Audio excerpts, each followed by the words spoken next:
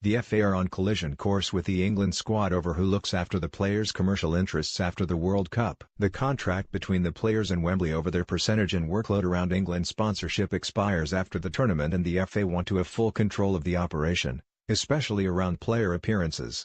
But Team England's commercial and charitable affairs have been looked after since 2006 by 1966 Entertainment led by Terry Byrne, David Beckham's former personal manager. And it is understood the England players, who have a leadership committee of Harry Kane, Jordan Henderson, Gary Cahill, Joe Hart and Eric Dyer, are very pleased with the job 1966 have done and are happy for them to continue. The FA may have no alternative but to accept 1966 continue as the players' representatives for another World Cup cycle. Byrne is yet to discuss any compromise deal with the FA. With the Sky Sports Football Yearbook, still better known as the Rothmans, needing a new sponsor prepared to pay £30,000 a year to keep it afloat, another cult football publication has had an injection of cash to grow the business. Stoke City owner Peter Coates and music tycoon Nick Blackburn have put money into Backpass, a beloved quarterly magazine looking back at football in the 1970s, 1980s and 1990s with a fine array of contributors. Super Bowl winner Jay Ajayi is the latest sporting celebrity in the England football camp.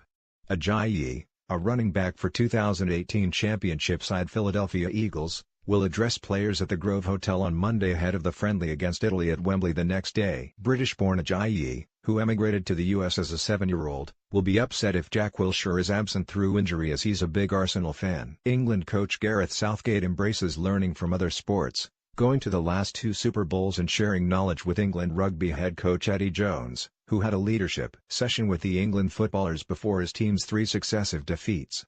Footage of Eddie Jones disparaging the Irish and Welsh nations, and of himself being abused by drunken Scottish fans, was not ideal for the RFU. Nevertheless, Twickenham hasn't ruled out doing a fly-on-the-wall documentary. They have received numerous requests on England's build-up to the 2019 World Cup in order to build interest in the event. World champions New Zealand did a project with Amazon Prime during the 2017 season, with special access given to players, coaches and support staff.